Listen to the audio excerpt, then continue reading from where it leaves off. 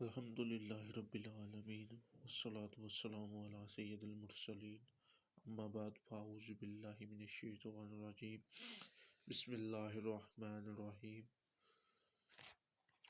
آج میں نے آپ کے سامنے اسلام کے عقائد، بنیادی عقائد، ان کے بارے میں بیان کرنا ہے۔ پہلے عقائد ہے ایمان، نماز، زکوٰۃ، روزہ، حج۔ یہ 5 عقائد ہیں جو کہ ہر مسلمان کے لیے ضروری ہے، اور ہم پہلے عقیدے کی طرف بڑھتے ہیں۔ وہ جو عقیدہ ہے وہ ہے اللہ تعالیٰ پر ایمان۔ بسم اللہ الرحمن الرحیم۔ مسلمان ہونے کے لیے ضروری ہے کہ انسان اللہ تعالیٰ کی وحدانیت کو مانے اور حضرت محمد صلی اللہ علیہ وسلم کی نبوت اور رسالت کو مانے۔ اللہ تعالیٰ ایک ہے، اس کی خدائی میں، اس کے کاموں میں، اس کے احکام میں اور اس کے اسما میں کوئی اس کا شریک نہیں۔ اللہ عز و جل واجب الوجود، جس کا معنی یہ ہے کہ اس کا وجود ظاہری ضروری ہے اور عدم محال ہے۔ وہ ہمیشہ سے ہے اور ہمیشہ رہے گا۔ صرف اللہ ہی غیر محدود تعریفوں، محبتوں اور عبادت کا حقدار ہے۔ اللہ تعالیٰ کسی کا محتاج نہیں، بلکہ ہر شے اللہ تعالیٰ کی محتاج ہے۔ بے شک اللہ تعالیٰ کی ذات کا عقل کے ذریعے احاطہ نہیں کیا جا سکتا، یعنی اللہ تعالیٰ کا عقل کے ذریعے احاطہ نہیں کیا جا سکتا۔ وہ ہمارا خیال ہے اور سمجھ سے بڑا ہے۔ عقل و دانائی اور حکمت، ان ذرائع سے اللہ تعالیٰ کو عظیم ذات کو جاننا ممکن نہیں ہے۔ وہ خیالات سے بڑا ہے، وہ کسی حد میں محدود نہیں۔ کسی چیز کے تصور میں تب ہی لایا جا سکتا ہے جب اس کے کوئی طے شدہ شکل و صورت ہو۔ اللہ تعالیٰ کی شکل و صورت سے پاک ہے، لامحدود ہے، ہر پابندی سے آزاد ہے، لہذا عقل میں اس کا کوئی بھی شکل و صورت بٹھانا ممکن نہیں۔ البتہ اللہ تعالیٰ کی مخلوق پر غور و تدبر کرنے سے اور اس کے ساتھ ساتھ اللہ تعالیٰ کی دی ہوئی نعمت عقل کو استعمال کرنے سے اللہ تعالیٰ کے وجود کی معرفت ممکن ہے۔ اللہ تعالیٰ نہ کسی کا باپ ہے، نہ کسی کا بیٹا ہے، اور نہ ہی اس کی کوئی بیوی ہے، اور جو یہ مانے، یہ کہے کہ اللہ تعالیٰ کسی کا باپ ہے یا بیٹا ہے، وہ دائرہ اسلام سے خارج ہے۔ اللہ تعالیٰ سارے کمالات کا جامعہ ہے، ہر ناپاکی، عیب، ظلم، بد اخلاقی اور بے حیائی کے کاموں سے پاک ہے۔ کسی نقص، کوتاہی یا کمزوری کو اس کی ذات میں پایا جانا بالکل ناممکن ہے۔ جھوٹ بولنا، دھوکہ دینا، بدتمیزی، وحشت، جہالت، بے رحمی اور اس جیسی دیگر مذموم چیزیں اللہ تعالیٰ کے لیے ممکن نہیں ہے۔ اللہ تعالیٰ وقت، جگہ اور سمت کی حدود سے، شکل و صورت اور ہر وہ چیز مخلوق سے مشابہت رکھتی ہے، اس سے پاک ہے۔ اللہ تعالیٰ کی دنیا میں دیکھنا یہ ہمارے آقا حضرت محمد مصطفیٰ صلی اللہ علیہ وآلہ وسلم کے ساتھ خاص ہے۔ حضور صلی اللہ علیہ وسلم نے معراج کی رات اللہ تعالیٰ کو جاگتے ہوئے سر کی آنکھوں سے دیکھا، دیدار کیا۔ باقی انبیاء علیہ السلام نے مراقبہ یا خواب کی حالت میں اللہ تعالیٰ کا دیدار کیا۔ روایت ہے کہ حضرت امام ابو حنیفہ رضی اللہ تعالیٰ عنہ نے خواب میں 100 یا 100 سے زیادہ مرتبہ اللہ تعالیٰ کا دیدار کیا ہے خواب میں۔ اس سے معلوم ہوا کہ انبیاء علیہ السلام کے علاوہ بعض اولیاء اللہ رحمۃ اللہ تعالیٰ علیہ مجمعین کو بھی خواب میں اللہ تعالیٰ کا دیدار ہوتا ہے۔ اللہ تعالیٰ مالک الملک، یعنی سب سے بڑا بادشاہ ہے۔ وہ جو چاہے، جب چاہے، جسے چاہے اپنی مرضی سے کرتا ہے۔ کسی کا اس پر قبضہ یا تسلط نہیں، اور کوئی اس کا ارادہ سے اسے پھیر نہیں سکتا۔ اللہ تعالیٰ کو نہ اونگ آتی ہے نہ نیند آتی ہے، وہ سارے جہانوں کو ہمیشہ دیکھتا ہے۔ اللہ تعالیٰ نہ کبھی تھکتا ہے، نہ اداس ہوتا ہے، نہ اللہ تعالیٰ کے سوا کوئی بھی اس کائنات کی حفاظت کرنے والا نہیں ہے۔ وہ سب سے زیادہ برداشت کرنے والا ہے، وہ خیال رکھنے والا اور ماں باپ سے بھی زیادہ رحم کرنے والا۔ اس کی رحمت ٹوٹے ہوئے دلوں کا چین ہے۔ ساری شانیں اور عظمتیں صرف اسی کے لیے ہیں۔ اب ہے دوسرا عقیدہ، نبوت پر ایمان۔ مسلمان کے لیے انبیاء علیہ السلام کی صفات حمیدہ کو ماننا ایسے ہی ضروری ہے جیسے اللہ تعالیٰ کی صفات کو ماننا ہے۔ مسلمان ہونے کے لیے انبیاء علیہ السلام کی صفات و حمیدہ کو ماننا ایسے ہی ضروری ہے جیسے اللہ تعالیٰ کی صفات کو ماننا ضروری ہے۔ ضروری ہے۔ نبوت کے بارے میں اتنا صحیح علم ضروری ہے کہ جس کی وجہ سے انبیاء علیہ السلام کی طرف غلط باتیں منسوب کرنے، غلط عقیدے اختیار کرنے اور ان کی عظمت مرتبے کے خلاف کچھ کہنے یا سننے سے بچ سکے۔ انبیاء علیہ السلام سب انسان تھے۔ نبی ایک ایسا انسان ہے جس پر انسانوں کی ہدایت کے لیے اللہ تعالیٰ کی طرف سے وحی نازل ہوتی ہے۔ ایسے انسان کو اللہ کا رسول بھی کہتے ہیں۔ جتنے بھی تشریف لائے سب کے سب انسان اور مرد تھے۔ کسی عورت کو کبھی بھی نبی کے مرتبے پر فائز نہیں کیا گیا۔ اللہ تعالیٰ پر یہ ضروری نہیں تھا کہ وہ انبیاء علیہ السلام کو بھیجے۔ بہرحال یہ اس کی حد درجے کرم اور اس کی مہربانی ہے کہ اس نے انسان کو ہدایت کے لیے انسان کی ہدایت کے لیے نبیوں کو بھیجا۔ نبی صرف وہی ہوتا ہے جس پر وحی نازل ہوتی ہے، وہی چاہے فرشتوں کے ذریعے سے ہو یا کسی اور ذریعے سے ہو۔ اللہ تعالیٰ کی چند معزز نبیوں کے اسماء مبارک۔ اللہ تعالیٰ نے انسان کی ہدایت کے لیے وقتاً فوقتاً آدم علیہ السلام سے لے کر حضرت محمد صلی اللہ علیہ وآلہ وسلم تک بہت سے انبیاء علیہ السلام کو بھیجا۔ بعض کے نام قرآن مجید میں وضاحت کے ساتھ بیان ہوئے اور بعض کے بیان نہیں ہوئے۔ وہ انبیاء جن کے تذکرے قرآن پاک میں ان کے اسماء گرامی مندرجہ ذیل ہے۔ آدم علیہ السلام، ادریس علیہ السلام، نوح علیہ السلام، ہود علیہ السلام، تقریباً 24 انبیاء علیہ السلام کے ذکر قرآن مجید میں آیا ہے۔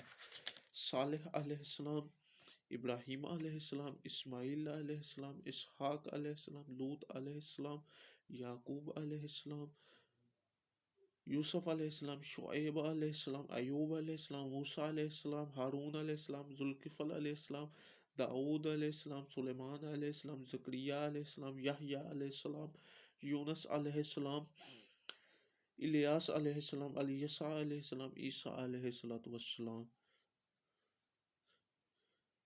عزیر علیہ السلام اور سارے نبیوں کے سردار حضرت محمد صلی اللہ علیہ وسلم۔ تقریباً 26 انبیاء کرام کے ذکر آئے ہیں۔ نام اسماء گرامی قرآن مجید میں آیا ہے 26۔ انبیاء کی تعداد، انبیاء علیہ السلام کی تعداد یقین کے ساتھ معین کرنا درست نہیں، کیونکہ انبیاء علیہ السلام کی تعداد کے معاملے میں روایت مختلف ہے۔ لہٰذا محفوظ طریقہ یہ ہے کہ انسان یوں کہے کہ اللہ تعالیٰ نے کم و بیش 1,24,000 انبیاء کو انسانوں کی ہدایت کے لیے بھیجا۔ 1,24,000 اللہ تعالیٰ نے کم و بیش 1,24,000 انبیاء علیہ السلام کو انسانوں کی ہدایت کے لیے بھیجا۔ اب تیسرا ہے فرشتوں پر ایمان۔ فرشتے نہ مرد ہیں نہ عورت ہیں، نہ کھاتے ہیں نہ پیتے ہیں، اور وہ نور سے پیدا کیے گئے ہیں، اور انہیں یہ طاقت حاصل ہے کہ وہ کوئی بھی شکل و صورت اختیار کر لیں، لیکن وہ اللہ تعالیٰ کی مرضی اور حکم کے خلاف کچھ نہیں کرتے۔ ہر فرشتے کی ذمہ کوئی نہ کوئی کام ہے۔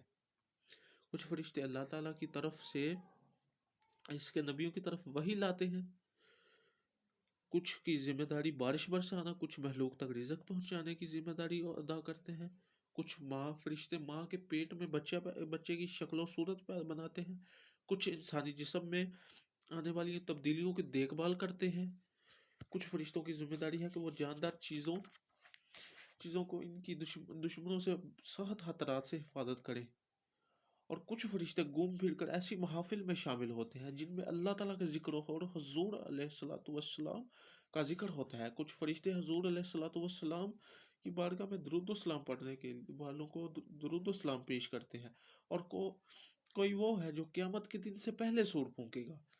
حضرت سیدنا جبرائیل علیہ السلام سب فرشتوں کے سردار ہیں، ان کا خطاب روح الامین ہے۔ انہوں نے حضور علیہ السلام کی بارگاہ میں 24,000 مرتبہ حاضری دی۔ اسی طرح آدم علیہ السلام کے پاس 12 مرتبہ، ادریس علیہ السلام کے پاس 4 مرتبہ، نوح علیہ السلام کے پاس 50 مرتبہ، ابراہیم علیہ السلام کے پاس 42 مرتبہ، ایوب علیہ السلام کے پاس 3 مرتبہ، یعقوب علیہ السلام کے پاس 4 مرتبہ، موسیٰ علیہ السلام کے پاس 400 مرتبہ، اور عیسیٰ علیہ السلام کے پاس 10 مرتبہ حاضری دی ہے۔ دیگر معزز فرشتے میں سے سیدنا میکائیل علیہ السلام، سیدنا اسرافیل علیہ السلام، سیدنا عزرائیل علیہ السلام ہیں، اور سیدنا عزرائیل علیہ السلام موت کے فرشتے ہیں۔ پھر کچھ اور فرشتے ہیں جو عرش اور کرسی کو اٹھائے ہوئے ہیں. فرشتوں کو اپنی کوئی رائے یا اپنی عقلی فیصلہ نہیں ہوتا. وہ پیدا ہی محض اللہ تعالیٰ کا حکم ماننے کے لیے کیے گئے ہیں. وہ کیونکہ کیا اس کے سوال اللہ تعالیٰ کی اجازت کے بغیر نہیں پوچھتے. وہ مکمل طور پر اللہ تعالیٰ کی اطاعت میں رہتے ہیں. وہ فرشتے ہمیشہ انسان کے ساتھ اس کے دونوں کندھوں پر ہوتے ہیں. انہیں کرامن کاتبین کہتے ہیں. میت کو دفنا دینے کے بعد یہ فرشتے میت سے ایمان کے متعلق 3 سوال پوچھتے ہیں. من ربو کا، تیرا رب کون ہے؟ من دینو کا، تیرا دین کیا ہے؟ ما کنتا تقول فی حقی ھذا الرجل، اس ذات کے بارے میں تو کیا کہا کرتا تھا. حضرت محمد صلی اللہ علیہ وسلم کی طرف یعنی قبر میں حضور پاک صلی اللہ علیہ وسلم کی طرف اشارہ کر کے فرشتے فرمائیں گے ما کنتا تقول فی حقی ھذا الرجل، بجائے اس ہستی کے بارے میں کیا کہتا تھا. اب آگے ہمارا تیسرا جن ٹاپک. ایک دوسرے طاقتور مخلوق جس کو جن کہا جاتا ہے، یہ آگ سے بنائی گئی ہے. کچھ ایسے ہیں کہ وہ کوئی بھی شکل و صورت اختیار کر سکتے ہیں. ان کی زندگیاں بہت لمبی ہوتی ہیں اور کچھ چیزیں ان کے انسانوں کی طرح ہوتی ہے جیسے عقل اور روح. وہ کھاتے پیتے شادیاں کرتے ہیں اور ان کی بھی اولاد ہوتی ہے. انسانوں کی طرح انتقال بھی کرتے ہیں. ان میں مسلمان بھی ہیں، غیر مسلم بھی ہیں، صحیح العقیدہ بھی ہیں اور بد مذہب بھی ہیں. سب جنوں کو برا سمجھنا سختی سے منع کیا گیا ہے. اللہ تعالیٰ کی کتابوں پر ایمان. ساری آسمانی کتابیں سچی ہیں اور جو احکام اللہ تعالیٰ نے ان میں دیے ہیں ان پر ایمان لانا ضروری ہے.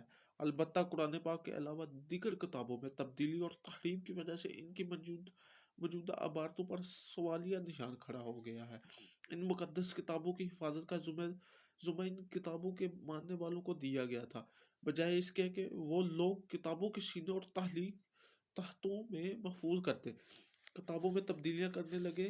نتیجہ یہ نکلا کہ ان کتابوں سے اعتماد اٹھ گیا کیونکہ وہ ایسی رہی جیسے نازل ہوئی تھی. لوگوں نے اپنا مفاد کی خاطر ان کتابوں کو الفاظ اور حروف اور معنی تبدیل کر دیے اور اپنی مشابہت، اپنی خواہشات کے مطابق کتابوں میں کمی بیشی کر ڈالی. آسمانی کتابوں میں اس طرح کی تبدیلی کی تحریف کرتے ہیں.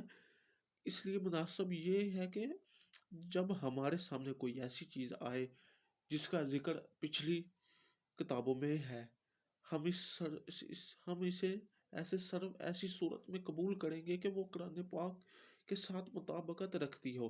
لیکن اگر وہ چیز قرآن پاک کی تعلیمات سے ٹکراتی ہے تو اس کی تحریف کا نتیجہ سمجھیں گے. لہٰذا اگر پچھلی کتابوں کے حوالے سے کوئی چیز ہمارے سامنے آئے تو وہ چیز قرآن پاک سے مطابقت رکھتی ہے یا نہیں، اس کی تحقیق کے بغیر ہم نہ تو فوراً اسے قبول کر لیں اور نہ ہی انکار کریں.